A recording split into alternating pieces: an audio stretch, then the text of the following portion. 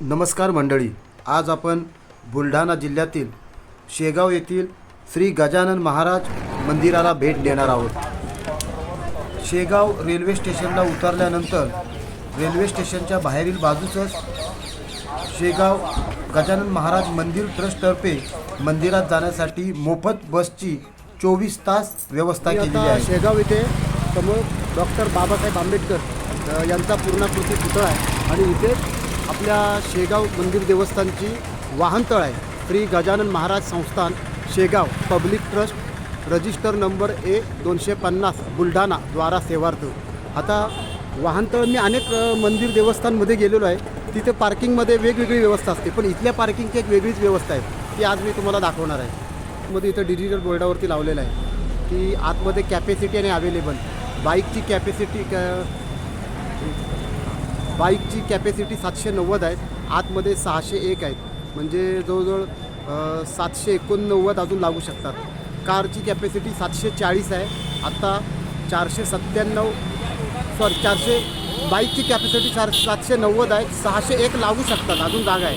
कारची कॅपॅसिटी 740 आहे, 497 अजून कार लागू शकतात। बसची कॅपॅसिटी 38 आहे आणि अजून 36 बस इथे लागू शकतात। आता आतमध्ये वाहन गेल्यानंतरची कशी सुविधा आहे ती आपण पाहू। बघा, इथून कार बस आपली बाईक कोणतीही आतमध्ये आली तर प्रत्येक ठिकाणी त्यांनी असे भाग पाडलेत, A B C D E F G। काय बोलताय? बघताय?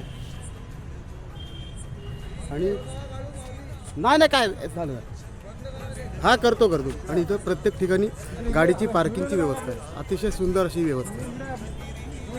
आता शेगावच्या आपण वाहनतळाच्या इथे आलो, रेल्वे स्टेशनच्या जवळ की तिथेच वाहनतळ आहे आणि शेगाव मंदिरात जाण्यासाठी शेगाव देवस्थान संस्थाच्या मोफत बस सेवा नेहमी रेल्वे स्टेशनच्या इथं असतात।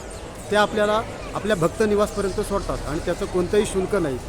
याचबरोबर आपण त्यांची वाहन व्यवस्था देखील बघितली, इथे आपण वाहन पार्किंगसाठी उत्तम सोय आहे आणि त्याचंही कोणतंही शुल्क नाही।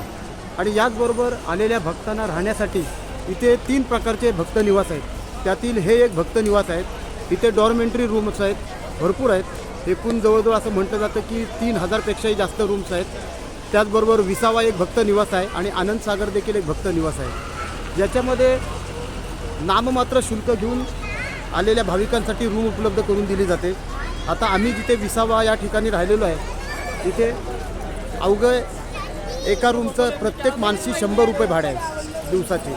आणि हे जे भक्तनिवास इथलं भक्तनिवास आहे, आता जिथे मी उभा आहे तिथे नाममात्र 60 रुपये 50 रुपये हे 24 तासाकरता शुल्क आहे। आंघोळीसाठी गरम पाणी, बेड, फॅन, याचबरोबर रूममध्ये गुड नाईट अशी सर्व चोख व्यवस्था या संपूर्ण या 3ही भक्तनिवासमध्ये असते। शेगाव देवस्थान संस्थांमध्ये अजून आनंद सागर एक त्यांचा मोठा प्रकल्प आहे, परंतु तो काही कारणामुळे बंद आहे। आता इथे बघू शकता, इथे झाडं आहेत आणि या झाडांवरती भरपूरशा चिमण्या बसल्यात। आता या मोबाईलमध्ये दिसणार नाही, खूपशा चिमण्या रात्रीच्या या विसाव्याला इथे आलेल्या आहेत। असं हे भक्तनिवास आहेत आणि हे कोणत्याही भक्तनिवासमध्ये रूम ही ऑनलाईन पद्धतीने नोंद केली जात नाही, आपल्याला इथे प्रत्यक्ष यावं लागतं, आपलं आधार कार्ड आपल्याला इथे द्यावं लागतं आणि त्यानंतरच आपल्याला रूम मिळते। त्यामुळे इथे फसवी किंवा प्रायव्हेट लॉजिंग रूमचं वगैरे कुठलाही सुळसुळाट नाही। आणि दुसरं म्हणजे यातील सर्व सेवक हे आपल्याला नम्रपणे आपल्याला सर्वांना नम्र सेवा देत असतात, अतिशय उत्तमपणे बोलतात, उत्तम अशी स्वच्छता आहे। भोजन देखील आपण गेला तर भोजनाचे अवघे नाममात्र 60 रुपयामध्ये एक उत्तम असं जेवण दिलं जातं। अशा अनेक सुविधा या श्री गजानन महाराजांच्या देवस्थानमध्ये आहे। मंदिरात गेल्यानंतर देखील मुखदर्शन आणि समाधीकरता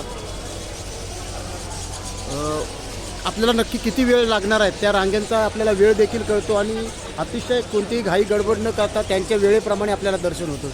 चपलेचा स्टँड ती व्यवस्था देखील अतिशय उत्तम आहे की प्रत्येक भाविकाकडून चप्पल घेतली जाते। तुझ भेटे प्रेमाची ती खूण पटे, उद्धट झाला हवालदार, भस्मीभूत झाले घरदार।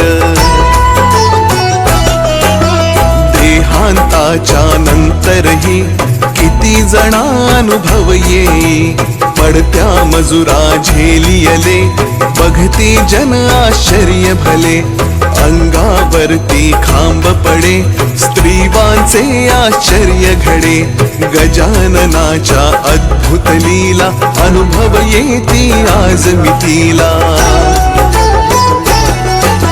शरण जाऊनी गजानना दुःख तयाते करी कथना कृपा करी तो भक्तासी धावून येतो वेगेसी गजाननाची बावन्नी नित्यासावी ध्यानी मनी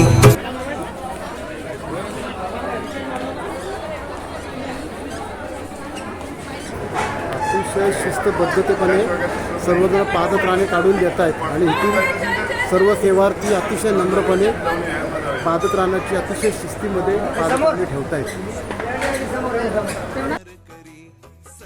संत गजानन महाराज मंदिरातील आतला भाग इथूनच आता आपल्याला दर्शनाला जायचे. पुन्हा यानंतर या बाजूला आलात की इकडे चौकशी कक्ष, या बाजूला सुरक्षागृह आणि त्या बाजूला प्रसाधन, स्त्री आणि पुरुष यांच्यासाठी प्रसाधने आणि या बाजूला संपूर्ण भाग हा चपलेंच्या स्टँडसाठी आहे. आणि इथं अतिशय सर्व सेवाकरी अतिशय नम्रपणे प्रत्येक चपलेला क्रमांक देतात. मी आता माझे शूज ठेवल्यानंतर मला हा नंबर मिळाला.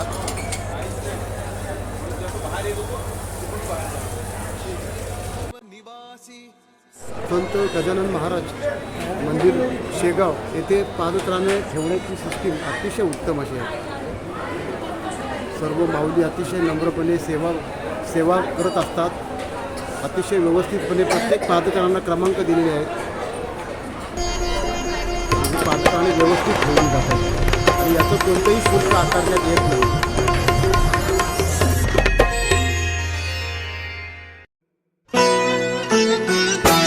श्री दत्तात्रय संप्रदायातील गजानन महाराज यांना मानलं जातं. दिनांक 23 फेब्रुवारी 1878 माघ वद्य सप्तमी रोजी श्री गजानन महाराज प्रथमच बुलढाणा जिल्ह्यातील शेगाव येथे प्रकट झाले होते. तर याच ठिकाणी 8 सप्टेंबर 1910 रोजी श्री गजानन महाराज यांनी समाधी घेतली. श्री गजानन महाराज संस्थान संपूर्ण भारतामध्ये अतिशय शिस्तबद्ध संस्थान म्हणून ओळखले जाते. आज तब्बल 43 प्रकारची वेगवेगळी सेवा या संपूर्ण जनमानसाला आणि भक्तांना गजानन महाराज संस्थान देत असते. यामध्ये शिक्षण, आरोग्य याचबरोबर विविध प्रकारच्या सामाजिक सेवा, महिलांचं सबलीकरण, अनाथ मुलांचं सबलीकरण, त्यांना स्वतःच्या पायावरती उभं करणे अशा अनेक सामाजिक सेवा हे संस्थान देत असते. सबोनी स्वरूपी आणणे मुकीन चंदूचे कानवले खाऊन कृतार्थ त्या केले विहिरी माझी जलविना केले देवा जलभरणा मधमाशांचे डंख तुवा सहन सुखे केले देवा त्यांचे काटे योग बले काढून सहजी दाखविले कुस्ती हरिशी खेळोनी शक्ती दर्शन घडवोनी वेद म्हणून दाखविला चकित द्रविड ब्राह्मण झाला जळत्या पर्यकावरती ब्रह्मगिरीला ये प्रचिती टाकळीकर हरिदासाचा अश्वशांत केला साचा बाळकृष्ण बाळापूरचा समर्थ भक्तची जो होता रामदास रूपे त्याला दर्शन देऊनी तोषविला सुकलालाची गोमाता द्वाड बहुत होती ताता कृपा तुझी हो. बुलढाणा जिल्ह्यातीलच अकोट तालुक्यामध्ये अकोली जहागीर इथे प्रचंड दुष्काळ पडलेला असताना गजानन महाराज तेथे आले. यावेळेला त्यांनी तहान लागले म्हणून एका व्यक्तीकडे पाणी मागितले, परंतु त्या व्यक्तीने कोणतेही पाणी श्री गजानन महाराज यांना दिले नाही. उलटच तिथे एक असलेली कोरडी विहीर गजानन महाराज यांना दाखवली. महाराज या विहिरीच्या जवळ आले आणि या कोरड्या विहिरीमध्ये त्या दुष्काळग्रस्त परिस्थितीमध्ये महाराजांच्या कृपेने आणि आशीर्वादाने त्या विहिरीला पाणी लागले आणि जी विहीर कोरडी होती ती विहीर सजल झाली.